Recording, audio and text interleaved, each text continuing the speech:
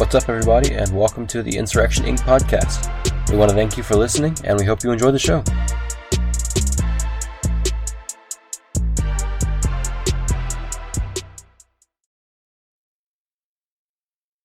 Dang old man, welcome man, welcome to the Insurrection Inc. podcast, man. Dang old man, we got Porter, we got Stratty, man. I tell you what, man, it's gonna be a good episode, man. Tell you what. All right, that's my Boomhauer impression for the night. Have you not watched King of the Hill? No, I haven't. Well, you're missing out, dude. That's actually a really good show. People like you need to go fucking rot, Porter. All right, but Stratty, rate my Boomhauer impression. I mean, it's not good, like the voice wise. Not good. I haven't practiced it. It's been a while since I watched the show, but you got the spirit. You got the spirit going. Yeah, dang old man, tell you what, man. If you approach me with that, I would think you're a retarded Cajun. So you're retarded Cajun. You just mean Cajun. Yeah. Anyways, before we start the show, a word from our sponsors. This episode is brought to you by Blue Tar, the only male aphrodisiac that's centered on performance. All those other pills, Viagra, Cialis, they tell you to call a doctor if it lasts more than 4 hours. But Blue Tar, you call your doctor if it lasts less than 4 hours. Blue Tar is centered around excellence, performance, and pleasure. It will have you in heaven with the feelings that you're going to get from this. And with our code Insurrection50, you get 0% off, you fucking punk ass junkie. Now pay up. That's Insurrection50, so get fucked and let's get on with the show. Thank you, Jay. Okay. You're welcome. Listen, dude, I don't choose our sponsors. We just get what we get. Yeah, we're not that popular. We can't be picky. Beggars can't be choosers. You got to get some shit before you get some gold, We're just lucky that Jay's dad sell owns. anything. We're just lucky that Jay's dad owns Blue Tar.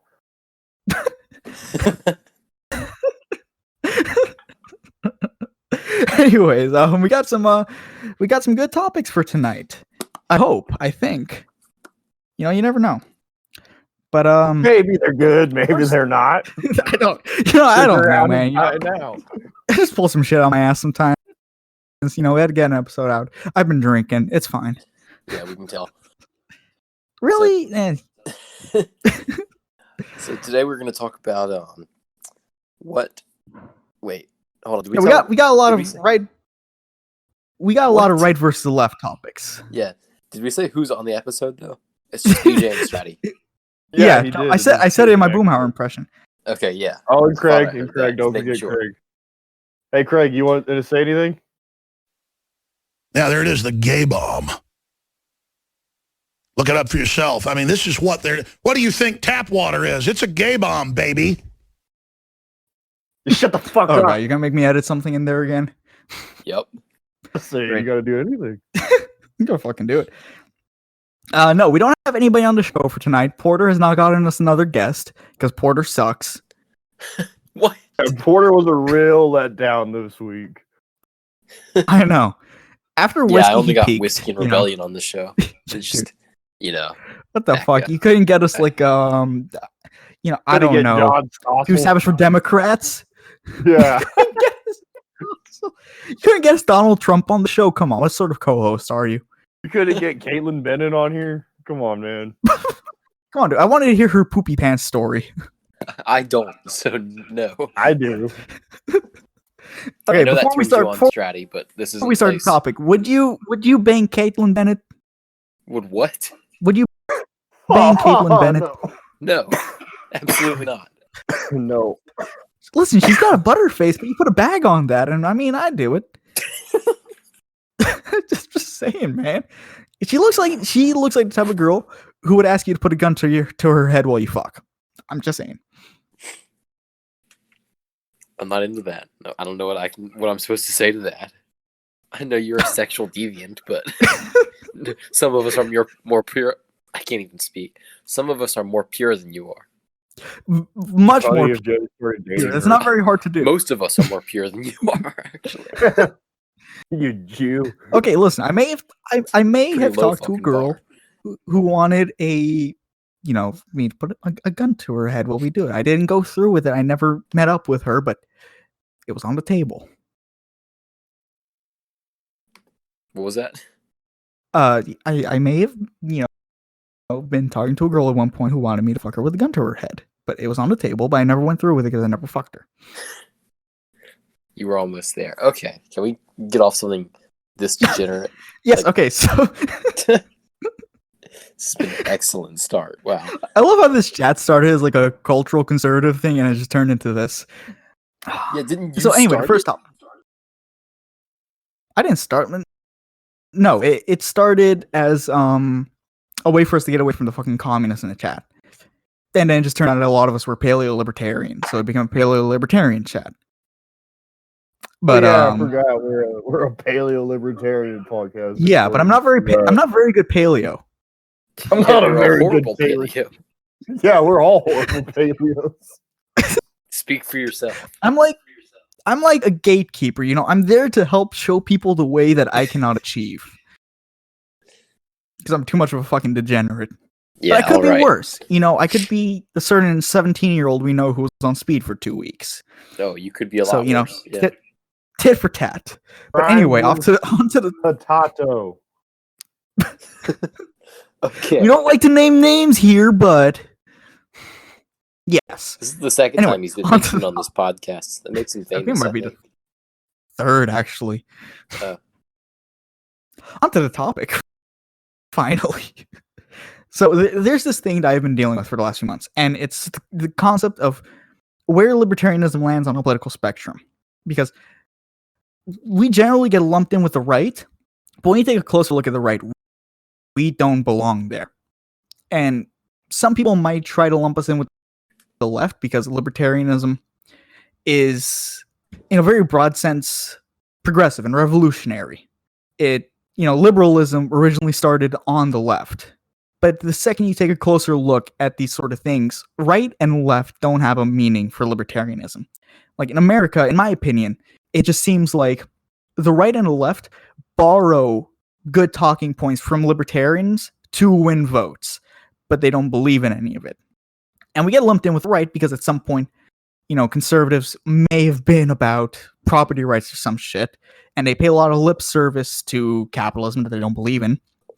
But I just have this feeling that like we don't really belong in a left-right spectrum. But then it also leads to some problems within the libertarian movement, where you do have people who are considered left libertarians, whether they're mutualists or anarcho-socialists or whateverists. How do you make the distinction between them and what we call right libertarians? But then what distinction you make? Obviously you make a distinction between, you know, your average conservative and libertarian. When you say right libertarian, do we belong on the same side as the right wing in America? Well, I mean, part of it is that the left wing is significantly more well-defined than right wing is, I think. Like, the hard left wing has certain first principles, which are, you know, worker empowerment and things like that, whether that's worker ownership of the means of production or just general public ownership, depending on whether you're an anarchist or a statist, leftist. But it kind of revolves around that kind of thing. And on the right, you don't have something like that. There's no like set of first principles. It's way more general. It's not like clearly defined as, you know, right wing is pro private ownership and left wing is pro public ownership, because there are people on the right, obviously mostly authoritarians, who believe in kind of a common control still of the productive facilities of nations. That's more like the nationalists and stuff, but that's definitely considered right wing, even though it's not, you know, strictly just private ownership of the means of production. Yeah, and that makes sense. And I mean, if you go through like a Michael Malice definition of right versus left, where it's, do you believe that there are natural hierarchies? Like, do you believe that somebody can be better than another person? Then, yeah, in that sense, most right libertarians would be right wing, because we don't have some fetish against hierarchies. Except for you, Porter, because, you know, I'm not a left libertarian. We've been over this, okay? Surprised you didn't call me a collectivist. You are a collectivist. Sometimes what I find is that so many people try to define libertarian in so many ways, and I think there's got to be some kind of way you can define libertarian very easily. And you know, There's been a few definitions I liked. Like one time someone said anyone against the initiation of force. You're Yeah, a I like that. libertarian. I like that too. Anyone against the state, you're a libertarian. And yeah, that makes sense. I think what I've noticed in these past few days is that the left is more, I would say, prone to being Dumb. openly violent. Yeah, they are prone to being dumb, but they yes, are more without a doubt. prone to being openly violent for sure as well. Yeah, Not necessarily individually. Not individually, but but I've noticed like as soon as one of them wants to, it's like a whole group mentality where it's like, yeah, fuck that, we're gonna get violent. And then the other one like feeds off that. I noticed that they feed off each other like a bunch of fucking rats or something, whatever, some stupid larva. Because look Leftists at are their rats. You heard ideologies. it here first. They are. Look at their ideologies. From mutualism all the way to ANCOM, there is not a non-aggression axiom like you see in what we know as right libertarianism. Because when you go down the modern... Mutualists are the closest ones to us, but they still don't have a principle like that. No, agorists are pretty left-wing, right? Yeah. Shut up. But but culturally, a lot of agorists tend to be right-wing, even though economically they tend to be closer to anarcho-capitalism and anarcho-individualism. But even anarcho-individualism would be...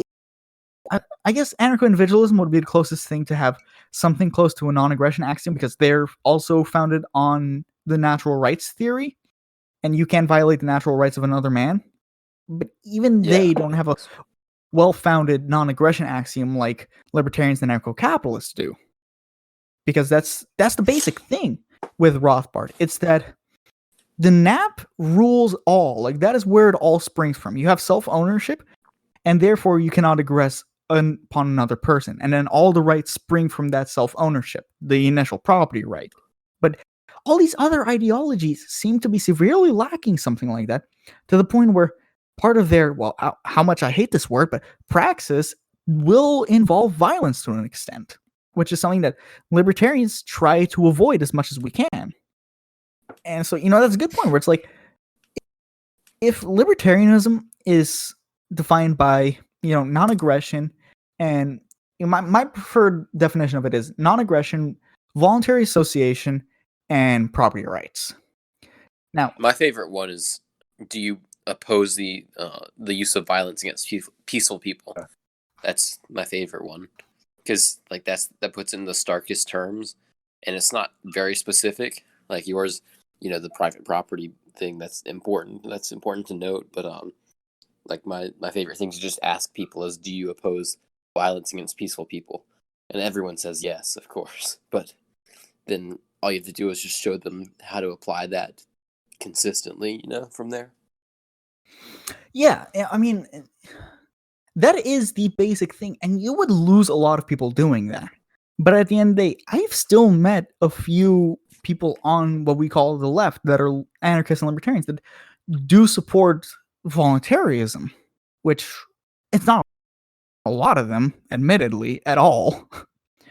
I've met a small handful of them, but this leads back to the question of how do we create a spectrum within libertarianism that doesn't rely on left and right? Because again, we don't fit into any definition of left or right. Because if you go to Europe, where the right wing is very heavily culturally right wing, but they are not they are nowhere near like even Republicans here, that Republicans will at least pay lip service to markets. Over in Europe, the right wing doesn't do that. What was that? I have no idea. That was in Stratty's background. I know. Anyway, yeah, like the Overton window is definitely farther left in Europe. And then another part of the issue with defining this stuff is that even libertarians, who generally consider themselves to be on the right, use the terms differently. I mean, like I know Tom Woods and some other people in that kind of vein use left libertarian just to describe anyone who has left-leaning cultural values, regardless of what they think on economics or something like that. Like they describe Jeffrey Tucker, who is probably, I don't know if he actually calls himself this, but he's probably most accurately described as anarcho-capitalist. Yeah, he does. I think he does describe like himself as that. Yeah, He still gets labeled left yeah, libertarian because he's very culturally because he left has, wing. yeah, exactly. I think culturally it What makes about him is sense. culturally left, though? He's a very progressive person. He has a lot of gripes with people like in the Hoppe camp Hmm. because of their cultural conservatism. So I think that's why he left the Mises Institute, actually. probably. I think when you get into culture, it is much easier to use the terms right and left because, simply put, it's conservative versus progressive. So when you talk about culture, it's much easier to fit into that framework. And you can have libertarians who can fall into either. Yeah, like But when you use consider it myself politically, culturally left.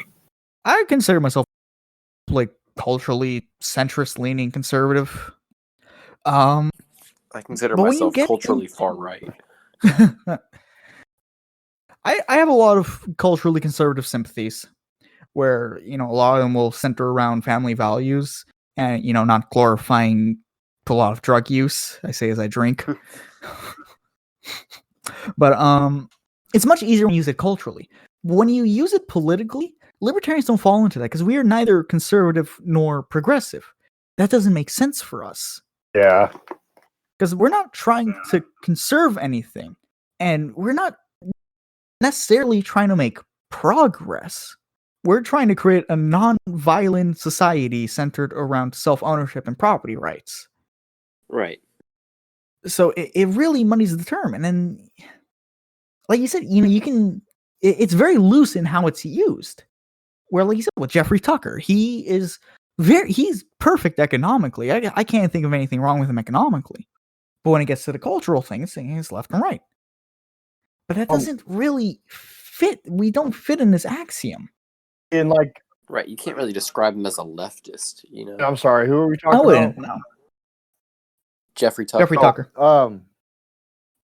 See, and like, this is going to answer like another question we had, like, how can you turn a better rightist or a leftist into a libertarian?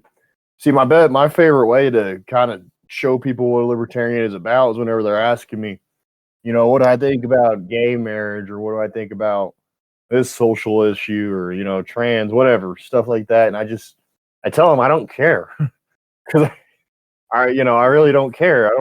I don't care who you want to have sex with. I don't care if you want to cut your dick off or get a vagina put on there. Like, do what you want to do, man. Like, that's, Okay, so I feel I need to correct you. They don't cut their dicks off. They invert I'm it sure, yeah. into a vagina. I don't care either way. But Yeah, Jay, you know all the details, right? I'm just saying, like, that's my favorite way to show them, like, Listen, I'm a libertarian. I don't give a shit what anyone does. And, I don't, it's easy to turn to a right-wing leaning person or left-wing leaning person depending on how you approach it. See, I kind of agree with that, but I don't know if I think that might be too absolute of an approach. Like, we should care what people do to a certain extent. There are, externalities to people's behavior, and all of those things are social behavior that have effects on other people. I don't think we should just be apathetic to it. But I mean, the bottom line we're always going to draw is we're not willing to use violence against people as long as they're being peaceful, no matter what they're doing. And like, we all agree with that. But I do get where you're coming from at the same time. Like, some people want to create conflict where there really isn't any. Yeah. Like, it reminds me of that Caitlin Bennett video from somewhat recently where she was like trying to interview kids on college campuses. And she asked this one guy what he thought of like transgenders using bathrooms with the gender they identify as or something. And he's like, I don't care. And she just kept trying to get an answer out of him. And he's like, I really don't care. It doesn't matter to me. They're not bothering anyone. Yeah. It's like, yeah, I do agree with that much. yeah, and I really don't care if somebody wants to use a bathroom that it's not affecting me on my day-to-day life. Yeah, It's not worth kinda the thought. Like, telling- I'm going in there to piss and leave. kind of telling that even Trump was like, I don't care. Well, yeah, I mean, Trump has always been a very progressive person. He's the only Republican president to have supported gay marriage his whole life. Yeah. So, because he's been a lifelong Democrat. Not really that but- progressive though. He's still okay with killing brown kids. Well, yeah, but I mean, That's if you look par at for the any course. progressive, that's the progressive credo. Kill brown kids for money. I mean, that's part of their platform. Save the brown kids in their country, kill all the rest. But yeah, like Jeff Dice has talked about this before. He says like libertarians have to be aware that other people do care about this stuff, the culture and what people are doing in terms of personal decisions they make, but they affect other people. Doesn't mean we have to be hardliners against homosexuality or anything like that. But we have to at least appreciate that some people do care about that. Otherwise, we risk complete irrelevance. It does matter to people, and we can't just be apathetic and expect that to gain us support. Like, we have to at least cater to those. Well, I don't want to say cater. We don't have to like give in to what they believe, but we have to acknowledge that people do care about that stuff. That's why. But at the same time, well, real quick. No, you go straight. That's why I have a problem whenever, like, I see people and they usually are the more on the left side, but they call themselves libertarians, and then they say they have a problem with like religious institutions doing things privately. They have problems with private schools because a lot of them are religious. They have problems with the family. They have problems with the church. They have problems with just men and women doing nuclear family. Why should you have problems with things that really do not affect you directly like that? Like, oh yeah, for sure. I don't like how you pronounce nuclear. Well, yeah, you said nuclear. Shut up. I totally agree with that, though. Like, we do need to call out libertarians that are just against everything for the sake of being against everything. Yeah. Like, contrarianism is not libertarianism. No, it's not. That's a problem I've had with a lot of libertarians for a while now. Even before contrarianism became like a sort of popular meme thing, whatever. I don't like contrarians because you get this feeling like, oh, they might be libertarian because they're contrarian, but then what's going to happen if we have a libertarian society one day magically? Are they going to change? Yeah. Are they going to go against the status quo? I don't like contrarians, but I mean, we can't ignore these issues, but also look at Ron Paul. I mean, at what point did he ever talk about any cultural values he may have? I mean, it's obvious when you look at the dude. Clean cut, country doctor, 4 children, never had any sex scandals, very faithful to his wife, still in a happy marriage well into his, 80s? Yeah, happy birthday, Carol Paul. Yeah, happy birthday. And so you know this is a very culturally conservative guy. I mean, the closest thing you get to a scandal is when Sacha Baron Cohen pranked him in Bruno. I'll say that. You can say that. And yeah, I understand because that's a very uncomfortable situation to put the poor guy in, where Sacha Baron Cohen is pretending to be gay and coming on to him, and then he's leaving the building and he's telling his advisors, "This guy's queer as blazes." Yeah, all right. I guess while we're on the topic, but it's like, Jay, what do you think of the newsletters? At what point when he was up on the what do you think? What the newsletters? He didn't even fucking write them. Yeah, I don't. Like, what I the don't fuck? How do people still bring that shit? That's not me defending him. That's me having read them and saying, why the fuck would he say this? Yeah, and oh no, the dude made a joke about welfare and black people. The horror. I mean, the shit I've said about my own people. I mean, the dude jokes I've made. Holy shit. I don't give a shit. I mean, Ron Paul didn't even write those. So to use his fucking newsletters, which were written by like his staff against him 30 fucking years later, is absurd. And it's such a stupid complaint. But, Ron Paul gets up on that stage, and he doesn't say anything about culture. He doesn't say anything about gay marriage or any of that stuff. And he still won over a lot of hearts. I mean, I think we also have to be careful not to over-assert a certain cultural stance, because that's not what's most important to us, obviously. Because we're not willing to use violence to encourage any social stance at all. That's completely off the table for us. I mean, maybe not all of us, but right. Good libertarians, it's off the table. Yeah, I think everyone here. But yeah, I just don't think we have to be apathetic in order to be libertarian. Like, the thing that the authwriters, because that's a very common complaint against us. the thing that the authwriters always fact- mention is the drag queen story hours that like 2 public libraries in the entire United States have done, but they of course Such an make epidemic. national news because apparently nothing else important is going on. Every Yeah, time like they they're- do those things, the kids don't give a shit.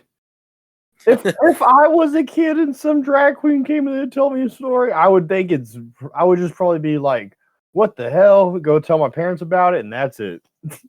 Yeah, exactly. Like, I mean, one, they're making too big of a deal out of it. Yeah. But if you really get confronted about that, you don't have to say, I don't care either way. You can say, yeah, I'm against that. I'm just not willing to use violence to prevent it.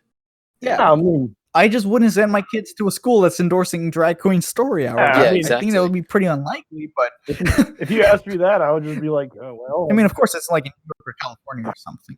I just wouldn't live there. my kid to see it. I just wouldn't fucking live there.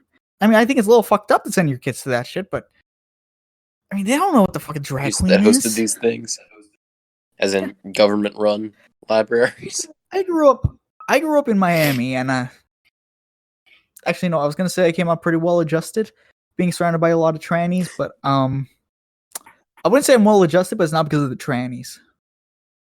Yeah, it's not because of the trannies. I mean, But it's just we can take a cultural stance, but no matter what cultural stance we take, these authwriters are never going to be satisfied until we're shooting these places up. Yeah. I mean, These are people who only think in violence. But it goes back to it's like, who is easier to convince, the right or the left? I mean, this is something you have to take into account. What sort of right and left are we talking about? yeah, if you're talking about your standard boomer Republican, maybe then. But if we're talking about like the hardcore authwriters, I think it's easier to convert a leftist because all they can think of is in terms of violence, like you said. Yeah.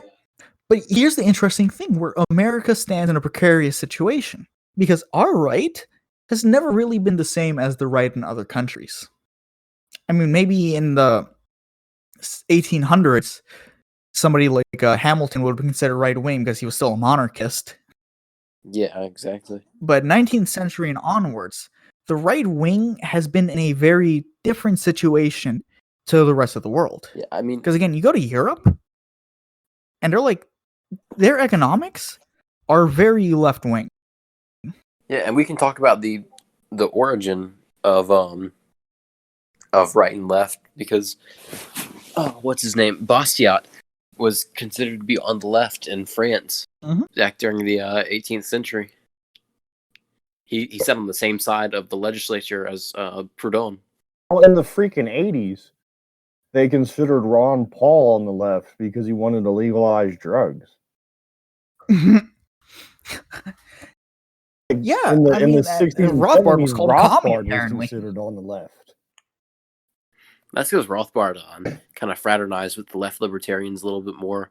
Yeah, in the but 60s, He did. Yeah, that was his. because they were the only ones who existed at the time. still, I mean, if you, like, Rothbard yeah. founded right-wing anarchism. but still, like, if you actually read Rothbard, he's not a left winger, you know. And it's weird that people consider him left. Like, what a lot of the time, the way left and right is described by people. And I'm not saying this is everyone because, you know, Porter, as you said, some people know the real origins of the right and left, and other people just know the left and right that the media puts out. But it's mostly what the media puts out, and the only way the media shows the left and right is through the context of our times. So I'm sure at one point it was considered rather right wing to not give a shit what people do with their lives. To care about just private property and your own social values and raising a family. I'm sure at one point that was considered totally right wing. But now, I would say that's more like if we told the average Republican voter that's what we wanted to do, they would probably consider us a leftist. They'd probably consider us a liberal. You know what I mean? Yeah. And if we told, And I mean, average, it's funny because if you look at Sheldon Richmond, he calls himself a left libertarian because he understands the history of the liberal tradition that libertarianism comes from, but all of his views are centered around property rights. I mean, he believes in markets, he believes in property rights. If you hear his cases against Israel, he believes in property rights. So it's really a weird situation the libertarians are in, because we fall into the right because of the 19th century. But in any other country, in any other time, we would be left. But the left does not want us either because of our views of markets and property rights. They don't care about us. They don't like us. I mean, have you guys noticed that anarchist unity and libertarian unity only really exist with the right libertarians? Yeah. No, I've noticed that big time because I'm a big proponent of that. But I've got like a handful of leftists that are willing to unite with us and let us live the way we want to live, you know? Yeah. The rest of them are like, oh, you're not an anarchist. Oh, you're not a libertarian. Do you know libertarianism is a term created by colonists? You're not a libertarian. Why would we? Because they want to abolish capitalism in general. They don't want to just leave. They want to abolish it. And it's like, well, obviously we don't belong on the left either, if these are the people that occupy the left as we know it. So I personally don't think that we fit in the right-left spectrum, because you cannot accurately describe it as left or right. It just doesn't fit. Right, so I think... And we're not third position either, obviously. If I'm hearing you right, brother, like... We're fourth position, come on. Oh, that was funny. Yeah, so I think like the only solution to this is just describing the final solution, individual principles and like the contrast between different values that we have. I guess like there are political tests online that you can take. There's like 8 values or 16 values or something like that. 8 values. I hate that test. Yeah. I never get full marks on that because I don't suck dick of corporations. Yeah, well, the questions aren't perfect, but I think the idea is right there. Like comparing different values instead of comparing a left-right spectrum, like trying to put you on an authoritarian, libertarian, left-right graph, like just two-dimensional graph like that. Yeah. I don't think that's really useful or accurate. Whereas you can compare your place between 2 general sets of values and principles, and that's a lot better. No, dude, the best chart I've seen is a penis. Oh, please explain. I need to explain. So last night, a group chat I'm in, they add this dude who was apparently this thing called a codgist, which is a completely new ideology that he was claiming is post-ideology. And he said he follows this guy called Codge, and his Instagram page is at ajax.codgist. And if you go there, there's a chart with all the political ideologies on it that is shaped like a penis. And he describes it as a penis. It's not like, oh, this is just some dude who accidentally made... No, he purposely made it a penis. And if you're outside the penis, then you are ultra enlightened. And he has people outside the penis like Marcus Aurelius, Slavoj Žižek, and Posadas. Are you guys familiar with Posadism? Yes. Posadism, you mean? Yeah. Whatever, I don't know. Yeah, so you guys are familiar with that. For the viewers who are not, basically it's a communist ideology of nuke the world and watch a communist order arise out of it, and aliens fit in there somewhere. So this Codge dude is saying that he's a Posadist, but he's not enlightened enough to understand Posadist... Posadas. Whatever his name is. No, but Posadas is his reasoning. He's not enlightened enough to understand it. So he has his own thing that's on the verge of the penis. It's a really weird thing. They advocate for neo-slavery, and they want to like democratize slavery. It's just, I can't tell if it's a troll or not. It's that insane. And it's just, he has a whole manifesto. And my favorite section from his introduction for the second edition is, I have moved why I am not a Posadist into explanation of the penis. Yeah, I mean, there's a lot of wild little ideologies out there. That has to be just a satire. Yeah, that one has to be. I hope to God it is. But the guy who I was talking to was so serious. And let me pull up his last message to the chat because he left. Yeah, that is the best satire of Politigram that I've ever seen. But his last message was, "Goodbye, friends. Know that nothing is permanent, and that great things will go before you could learn to love them. We are in a meat prison in which, no matter the system we're always in pain. Pain is our strength." So I edited it to, "Goodbye, friends. Know that penis is permanent, and that great penis will go before you can learn to love penis. We are in a meat prison in which, no matter the system we're under, we're always in penis. Penis is our strength." I am just confused by the things that go on this. I don't even know how many times you just said penis. I can't tell if it's true yeah, or not. But so, yeah, a lot. Hurt my head. A lot of penis. There's a lot of penis Please in stop. this ideology. So the penis shard was the best explanation of the political spectrum that I can imagine. But it has to be satire. But no, we don't fit on. We definitely don't fit on a 2D spectrum. Oh, We definitely don't. I mean, ideology, you can't really. I mean, same thing with personality tests. You just can't fit this shit on a spectrum and have it all fit. It just doesn't work. No, the only way you can do it is really just describe kind of axiomatic principles that you believe in. And if you don't have those, then I don't know exactly where to go from there. I guess you just describe how you differ from other people's principles, but because there are plenty of political ideologies that don't have consistent principles, obviously, aren't even internally consistent. But if you don't have principles, you're not a person I want to associate with. yeah. I'll just put that out there. I really don't care. If you don't have principles, especially if you're a dude, if you're a man with no principles, you're not a man. I mean, you have to have something. Yeah, I mean, we expect women not to have principles. But Women get a pass. They belong in the kitchen, inshallah. oh my god. That's not getting censored. Insurrection Inc. God, these podcast. episodes are a mess when I drink. Yeah, the 1 a.m. episodes really brings out the best in us. I forget y'all are Especially, way for. I finally finished my whiskey. Yeah, I can tell. God, it's so. I got one more glass. This shit is so terrible. I'm just gonna down this.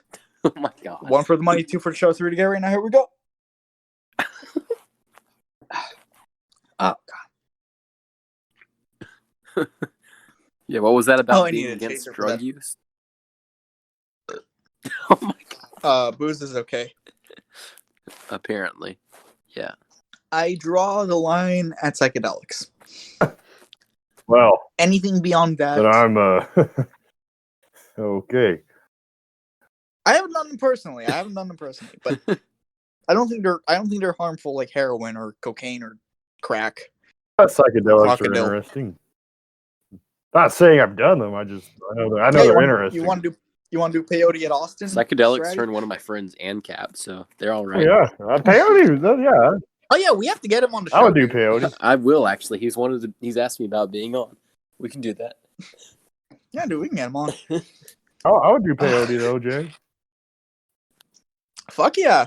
I mean, I should probably do, the normal stuff first, but fuck it, let's go straight into DMT. Fuck it. Who gives a shit? No, let's do salvia. Okay, whatever you want. No, that's a terrible idea. Welcome back to the Right Wing Degeneracy Podcast. It's not the first time I've said that on this show. No, it's not. I think if there was a scale, I am the most degenerate person on this podcast. I'm not even questioning that. I Actually no. I don't have any doubt.